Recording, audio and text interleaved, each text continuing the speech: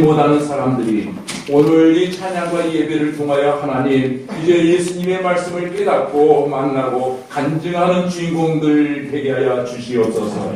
군대와 객지 또는 외국의 병상에 있는 성도들도 있습니다. 저들 모두에게 우리와 동일한 은혜와 예배의 은총 허락하여 주시기를 간절히 구합니다. 이 시간 부족한 종이 하나님의 말씀을 강론하기를 원하오니 성령 하나님 역사하여 주셔서 영육간의 병든 이들이 치료받고 낙심한 이들의 새 힘을 얻고 기쁨과 감사의 간증자들 되게 하여 주시옵소서. 말씀을 통하여 하나님 이 시간 인재하시고 우리의 아픈 영혼들을 만져주실 줄로 믿사오며 살아계신 우리 주 예수님 이름으로 기도하옵나이다. 아멘.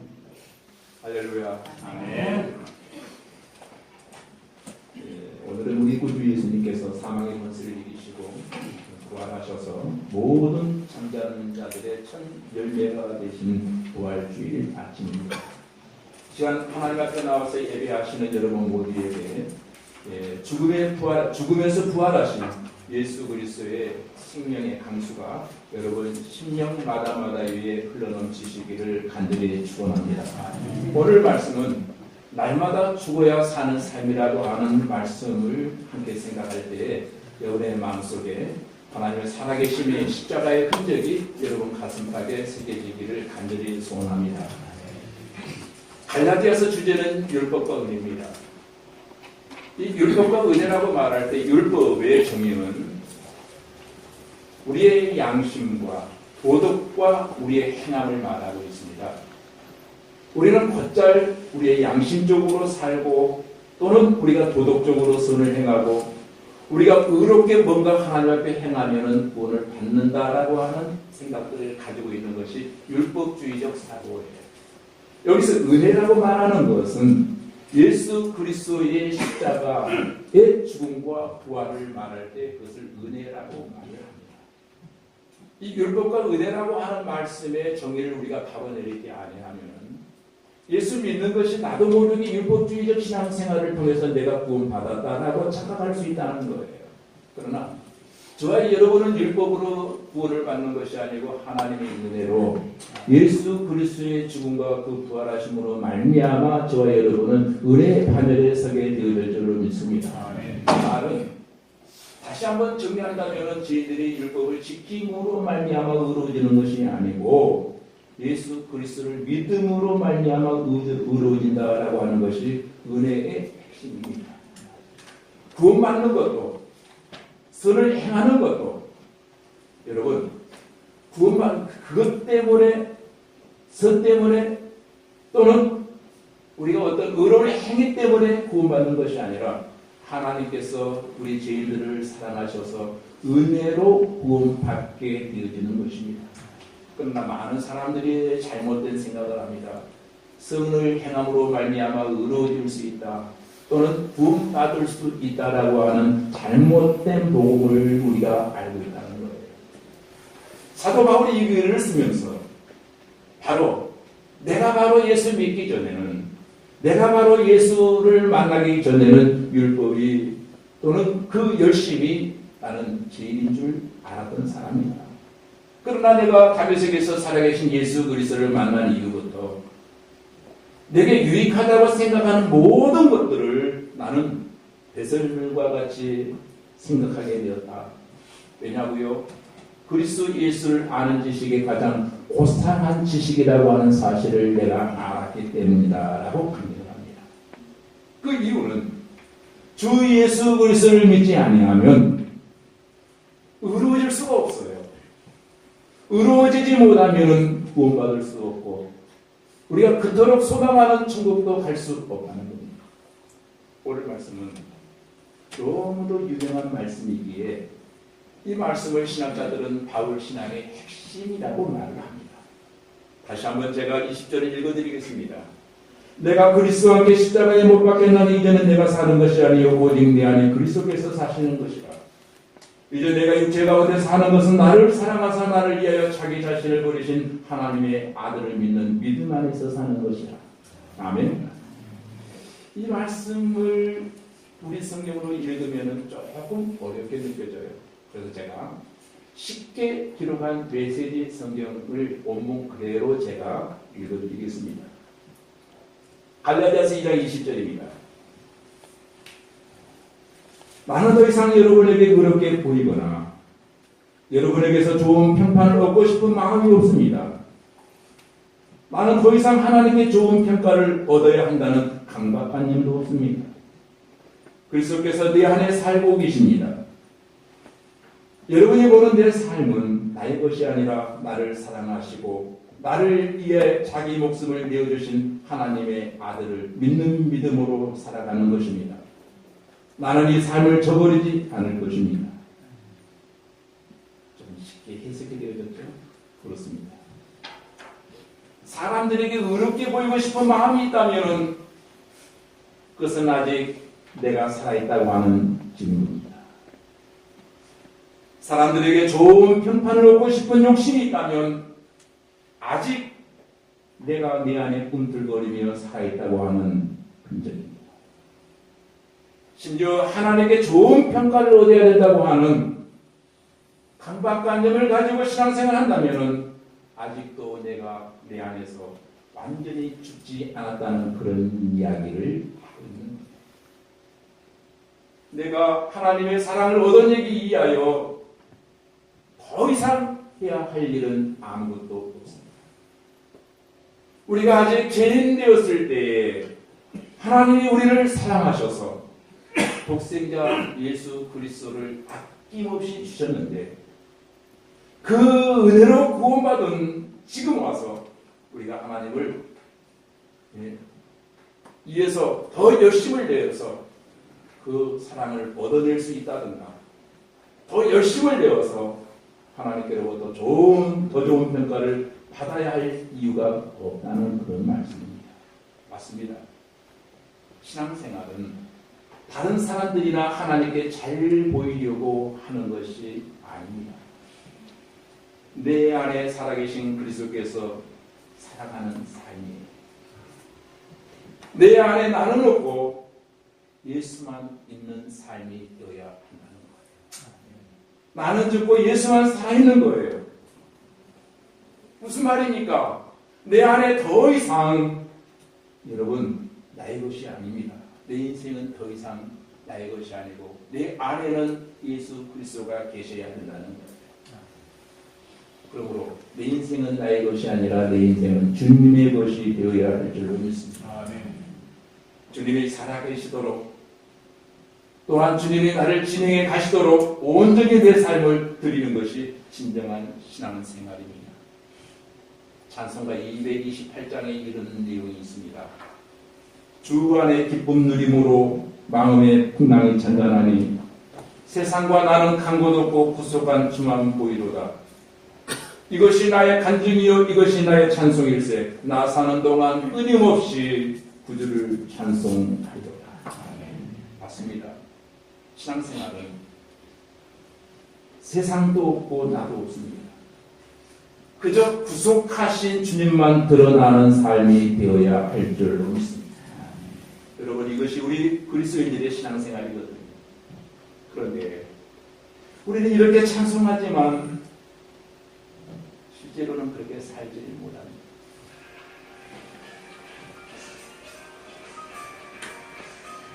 이것이 우리의 문제예요.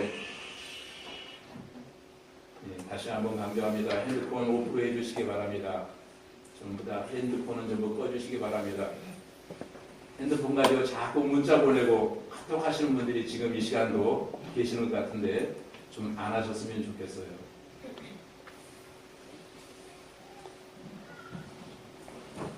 우리는 찬송은 합니다. 근데 실제로 그렇게 살지는 못합니다. 자존심 상하는 것은 죽어도 참지 못합니다. 중요한 자리에 내 이름이 빠지면 기분이 나빠집니다. 사람들이 나를 알아주지 아니하면 속상합니다. 잠이 오질 않아요. 그래서 하나님의 교회가 쪼개지는 한이 있더라도 견딜 수가 없어. 왜 그렇습니까? 그것은 아직도 내 안에 내가 살다 하는 증거예요. 그래서 신앙생활을 다른 말로 바꾸어 말한다면 끊임없이 날마다 나를 즐기는 삶이에요. 사도 바울은 고린도전서 15장 31절에 이렇게 말합니다. 형제들아, 내가 그리스도 예수 우리 주 안에서 가진 바 너희에 대한 나의 자랑을 두고 단언하노니 나는 날마다 줍니다. 나는 날마다 줍니다. 사랑하는 성도 여러분, 거룩히 해야 될 교회가 왜 시도 때도 없이 시끄럽습니까? 왜 많은 사람들이 너도 나도 시험 당했다고? 날마다 죽으려고 하는 사람이 교회에 없어서 그런다는 거예요. 오히려 자기만 살려고 아우성입니다. 내 자존심을 살려야 하고 내 영향력을 살려야 되고 내 이치도 살려야 되고 내 이름을 살려야 한다고 그러다 보니까 중요한 것은 예수 그리스도의 십자가가 사라져버립니다. 예수 그리스도의 이름이 사라져버린 거예요. 우리를 죄에서 구성한 주님이 그 어디에도 보이지 않는다는 겁니다. 신앙생활의 핵심 키워드인 십자가가 없습니다. 예수 그리스도의 이름이 없습니다. 사랑하는 성도 여러분, 오늘날의 교회 형편은 바울 당시와 크게 다르지 않습니다. 교회마다 자기 이름을 드러내고 자기를 드러내려고 하는 바리새파 출신 그리스도인들이 있어서 뭔가 문제들을 만들어냅니다. 법하는 법의 사람들이 있어서 다른 사람들을 판단하고 시도 때도 없이 정죄합니다. 물론 그렇다고 해서 교회가 사라지는 것은 아닙니다. 그 이유는 그 속에 더 많은 하나님의 사람들이 있기 때문입니다. 내 안에 나는 죽고 예수가 살아있는 사람들이 더 많이 있기 때문입니다. 그런 분들은 하나님의 말씀과 은혜 가운데 늘 감격합니다. 나 같은 죄인 살리신 주 은혜에 놀라워 주님의 은혜를 찬양합니다. 날마다 죽지 못함을 안타까워합니다. 내가 죽으면 주님이 사십니다. 아멘. 나는 보이지 않아도 주님이 또 빠진다면 나는 그것으로 만족합니다. 바로 이것이 내가 그리스도와 함께 십자가에 못 박힌 사람들의 감정이요 특징입니다. 그런 사람들을 통해서 여기에 주님의 몸된 교회가 날마다 세워져 가는 것입니다. 우리는 이 말씀을 알면서도 설명하기가 어려운 말씀이고 내 몸으로 실천하기가 너무도 버거운 말씀입니다. 우리가 믿음 생활을 열심히 하며 내 자신을 십자가에 못 박으려고 노력하여도 시간 지나고 보면 내 속에 그리스도가 산 것이 아니라 내가 살아있는 것을 알게 됩니다. 갈라디아서 2장 20절을 어떻게 해석하면 우리가 받아들여야 될까요? 내가 그리스도와 함께 십자가에 못 박혔나니 그런즉 이제는 내가 사는 것이 아니요 오직 내 안에 그리스도께서 사시는 것이다. 이제 내가 육체 가운데 사는 것은 나를 사랑하사 나를 위하여 자기를 버리신 하나님의 아들을 믿는 믿음 안에서 사는 것이다. 이 20절 짧은 기절에 보면 함께라고 하는 단어에 우리는 주의를 기울여야 됩니다. 그리고 두 번째는 내가 사는 것이라고 하는 말씀이 4번이나 다른 내용의 말이 나옵니다. 그리고 이제라고 하는 말도 2번 등장합니다. 이 말씀을 우리가 이해하기 위해서는 이 구절을 3등분 해보아야 됩니다. 첫째는 내가 십자가에 못 박혔다라고 하는 것은 다시 한번 읽어드리면 내가 그리스도와 함께 십자가에 못 박혔나니 그런즉 이제는 내가 사는 것이 아니요 오직 내 안에 그리스도께서 사시는 것이다. 많은 사람들이 그리스도와 함께 십자가에 못 박힌 것이 아니라 자기 혼자 십자가에 못 박으려고 노력을 합니다. 우리는 그리스도와 함께라고 하는 이 말씀을 기억해야 될 줄로 믿습니다. 예수 그리스도와 함께라고 하는 단어가 빠져버리면 내 노력으로 내 열심으로 뭔가 하려고 해요. 내 노력과 열심의 결론은 자기 자랑으로 남게 된다는 거예요. 내 자랑이 강조되어질수록 십자가의 사건은 무효가 되어지고 만나는 거예요. 그리고 두 번째, 이제 내가 육체 가운데 사는 것은 앞에 이제라고 하는 단어가 나옵니다. 여러분, 여기서 육체라고 하는 것은 제 성품을 가진 옛사람을 말하는 겁니다. 구원받아 신앙생활을 잘해도 저와 여러분은 제 성품을 가진 육체를 가지고 이 땅에 살아가고 있습니다. 분명한 것은 예수님을 믿음으로 구원을 받았습니다.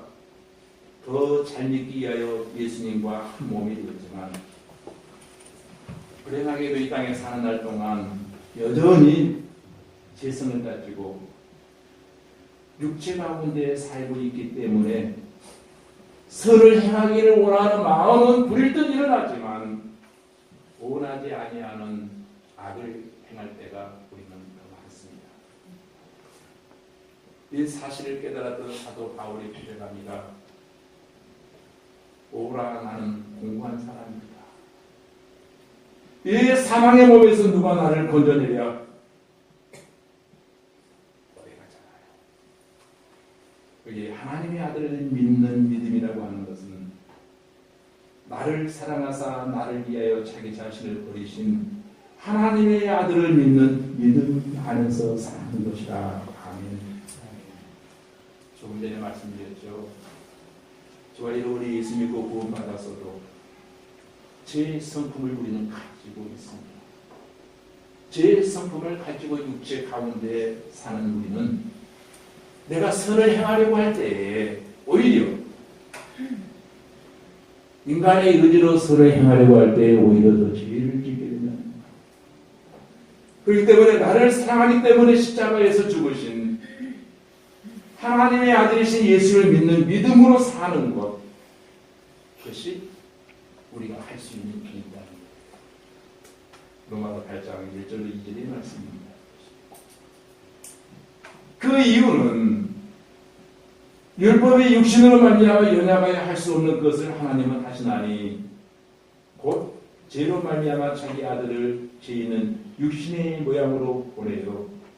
육신의 죄를 정하사 육신을 따르지 않고 그 영을 따라 행하는 우리에게 율법의 요구가 이루어지게 하려 함이라 라고 로마서 8장 3절로 4절에 그렇게 말합니다. 지금들이 말씀 좀 어려울 거예요. 로마서 8장 1절로 2절 또는 3절로 4절의 말씀이 여러분 굉장히 이해가 안 될 겁니다.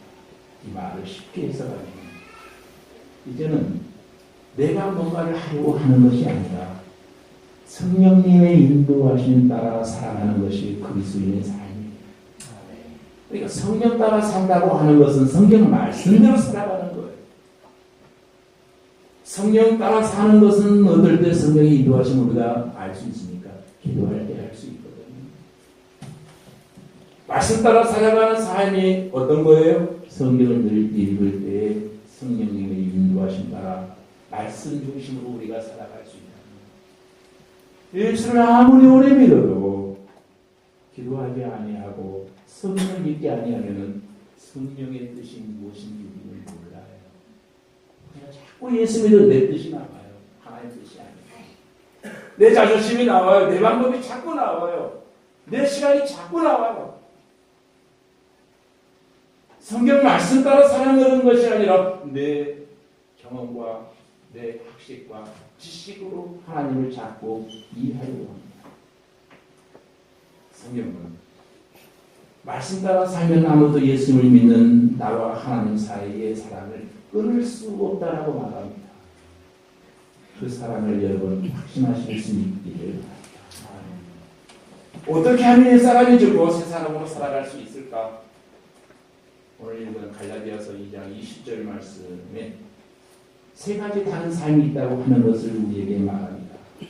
사는 것이라고 하는 단어가 4개의 단어가 나옵니다. 첫 번째, 내가 사는 것이 아니고 내 속에 그리스도가 사시는 것입니다. 그리고 두 번째, 신앙생활을 잘하려고 하는 나는 여전히 죄성을 가진 육체 속에 사는 삶입니다. 그와 같은 삶은 여전히 죄를 짓고 살아갑니다. 세 번째는 나를 사랑하시는 하나님의 아들을 믿는 믿음으로 사는 삶이 주 예수 그리스도를 믿음으로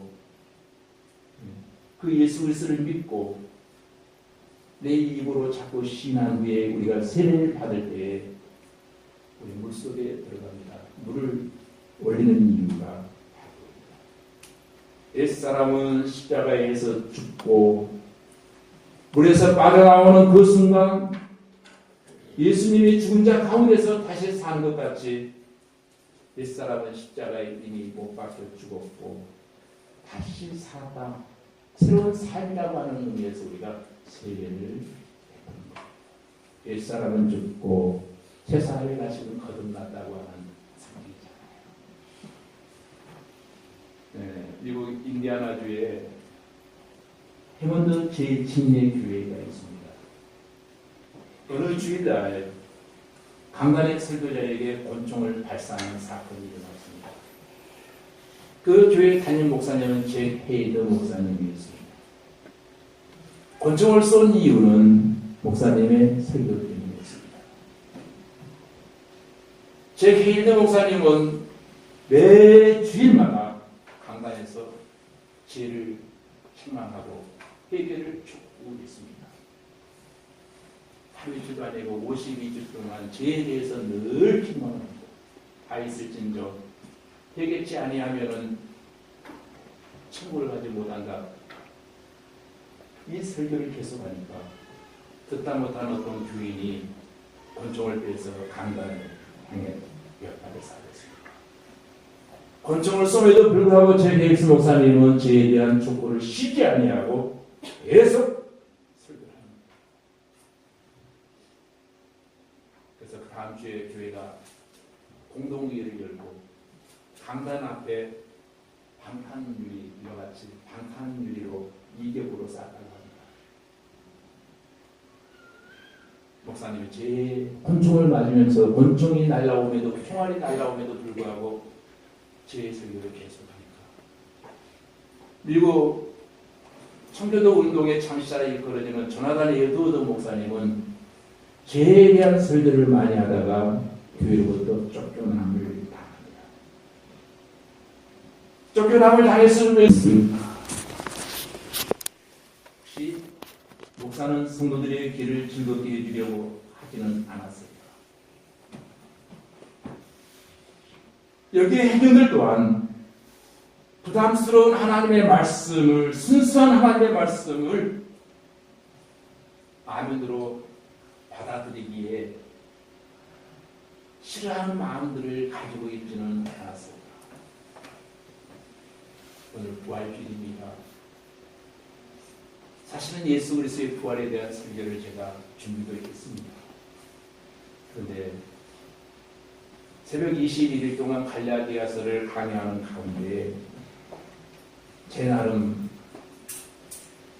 십자가 중심의 신앙이 무엇인가를 다시 한번 많이 되새김질하는 시간이 되었습니다. 그런데 새벽 기도에 참석하지 아니하신 분들이 계속 눈에 밟혔습니다. 그래서 제가 오늘 갈라디아서 2장 20절 말씀을 다시 한번 반복해서 살펴합니다. 이 갈라디아서는 로마서의 뼈대를 형성하고 있습니다. 그 핵심 구절이 2장 20절입니다. 이 한 구절의 성경 전체에서 차지하는 비중은 아무리 강조하여도 모자람이 없습니다. 이 갈라디아서를 쓴 사도 바울의 동기가 뭔지 아세요? 많은 사람이 예수 믿는다고 말하는데 대답을 보았더니 다른 복음을 따라가는 게 있는 거예요. 다른 복음. 십자가의 복음이 아니라 인간의 행위, 도덕, 양심, 내 노력으로 이루어질 수 있다. 착한 일을 많이 하면 내가 구원받을 수 있다. 이건 복음이 아니거든요. 이건 십자가가 원하는 신앙이 아니거든요. 이런 모습. 초대 교회로부터 벌써 다른 복음이 전하는 자들이 있었다는 것. 그 모습을 바라본 바울이 너무도 화가 나서 저주라고 하는 단어를 쓰기 시작합니다. 다른 복음을 전하는 자들은 저주를 받을지어다.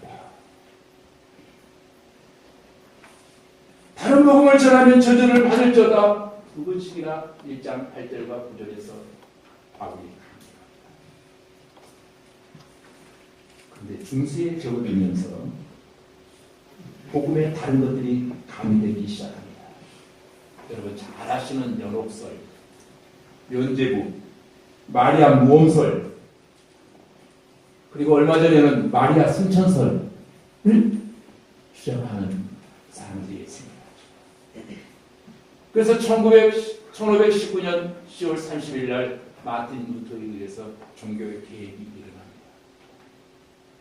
그로부터 500년이라고 하는 긴 세월이 흘렀음에도 불구하고 여전히 교회 안에는 다른 복음들이 자리하고 있습니다.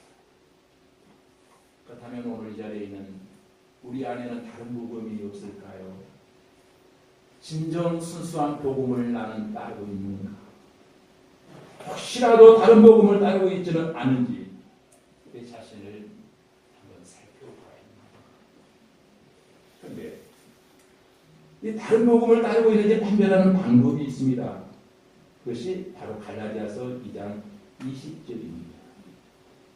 바울이 본문에서 나라고 하는 단어를 6번 사용합니다. 앞뒤 문맥에 보면 14번이나 사용합니다. 이 나라고 하는 단어가 어떻게 사용되는지를 보면은 그 사람의 정체성, 그 사람의 변변이 관심사를 알 수 있습니다. 누가복음 20장에 나오는 부자는 나라고 하는 단어를 그 짧은 문장 속에서 6번이나 사용합니다. 자신의 부와 공로를 과시합니다. 자기가 하나님입니다. 자기가 주인입니다. 이게 바로 사탄의 성품입니다. 내 뜻대로 되지 아니하는, 내 방법대로 되지 아니하는 자꾸 나라고 하는 단어가 갑니다. 또 한 사람이 나옵니다. 이 나라고 하는 단어를 가장 많이 쓴 사람 또 하나 등장하는데 이 사람은 참으로 경이로운 경험을 많이 했음에도 불구하고 자신을 드러내려고 하지 않습니다. 1인칭을 쓰는데도 극도로 조심합니다. 불가피하게 나라고 하는 단어를 써야 될 때는 3인칭 어법을 동원하면서 나라고 하는 단어 사용을 상당히 절제합니다. 누굽니까? 바울입니다. 그는 나라고 하는 단어로 자신의 어떤 업적을 드러내려고 하지 않아요. 자기를 드러내는 것을 극도로 삼가합니다. 특이하게 본문에서는 외입니다. 그러니까 나라고 하는 단어를 계속 반복하면서 바울 자신의 모습을 과감하게 드러내고 있습니다. 마치 오분복처럼 말이에요. 자신의 죄, 자신의 허물, 자신의 약함, 자신의 죄성을 다 드러냅니다. 그는 자신의 십자가에 능히 죽어 마땅한 죄인이라고 고백합니다. 로마서에서도 바울 자신의 죄악과 약함을 드러내는데 나라고 하는 단어를 그때 사용합니다. 다른 사람과 자기를 비교할 때도 나라고 하는 단어를 사용하니 이렇게 비교합니다. 나는 사도 중에 가장 작은 자이다. 또 모든 성도 중에 지극히 작은 자보다 더 작은 나. 제일 중에 내가 계승자. 오라 나는 공고한 자라. 누가 사망의 몸에서 나를 구원하리라. 다른 복음을 가졌느냐 안 가졌느냐 이유를 하는 중요한 키워드는 나라고 하는 단어예요. 이 단어를 어떤 상황에서 어떤 일에 사용하는지를 살펴보면 알 수 있다는 것. 자신을 드러내고 자랑하는 일에 나를 사용하면 순전한 복음에서 멀어져 있는 사람입니다. 나는 어떠합니까? 나라고 하는 단어를 어디에 어떤 일에 즐겨 사용하고 있습니까? 나의 지금 현주소는 어떠하십니까? 스스로에게 한번 잠을 자답해 보시기 바랍니다. 오늘 저와 여러분이 부활절 아침 하나님을 기쁘시게 하기 위하여 우리는 이 자리에 참석했습니다. 그런데 우리는 하나님께서 그렇게도 미워하시는 것을 행하고 있지는 않습니까?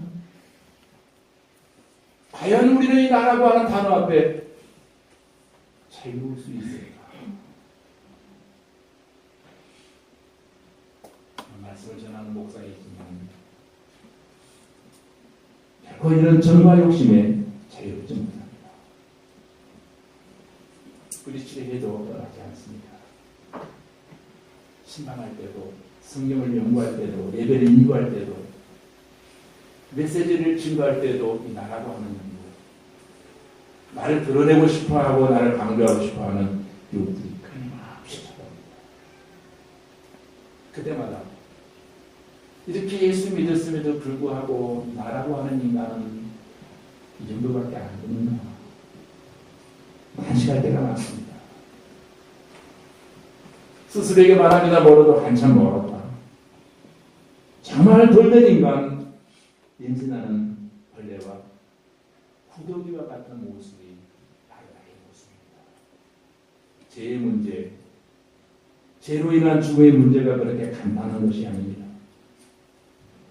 그냥 한번 고백하고 생각해서 떨쳐버리면 해결되는 문제는 아니더라고요. 불교의 고수들이 얼마나 피나는 노력을 합니까? 해결하기 위해서. 근데 해결되지 않아요. 중세 수도원에서 수도승들이 얼마나 피나는 노력을 했습니까? 그러나 저들 또한 이 문제를 해결하지 못했습니다. 여러분 어떠세요? 나는 어떻습니까? 나는 비록 복음을 따르고 있습니까? 정말 바른 복음을 내가 따르고 있습니다. 복음에서 멀어지고 있지는 않는가? 늘 나라고 하는 단어를 가지고 내 스스로를 여러분 체크해 보아야 될 것입니다. 바울은 자신을 죽이고 자신이 죄인임을 고백할 때 나라고 하는 단어를 씁니다. 그때 자기 안에 있는 나가 점점 작아지고 내 안에 부활하신 예수 그리스도가 들어오셔서 나를 통치하시고 지배하시고 다스리기 시작할 때에 놀라운 변화, 예수 그리스도의 향기가 죄인된 나를 통해서 풍겨나오기 시작하는 것입니다. 아멘. 사랑하는 성도 여러분, 이 시간 이 예배에 참석한 우리 모두에게 하나님의 생명의 메시지가 전파될 수 있도록 강단을 위해서 여러분 많이 기도해 주시기 바랍니다. 우리 이 말씀에 비춰나는 내 의의 공로를 자랑하는 일에 나라고 하는 단어를 쓰고 있는지 아니면 허물과 잘못과 약함을 드러내는 일에 나라고 하는 단어를 쓰고 있는지 자기 자신을 돌아보면서 바라기는 바른 복음으로 예수 그리스도만을 바라보고 달려나가게 힘쓰는 은혜가 부활절 이 아침 우리 10년 가운데 임하여지기를 주님의 이름으로 축복합니다.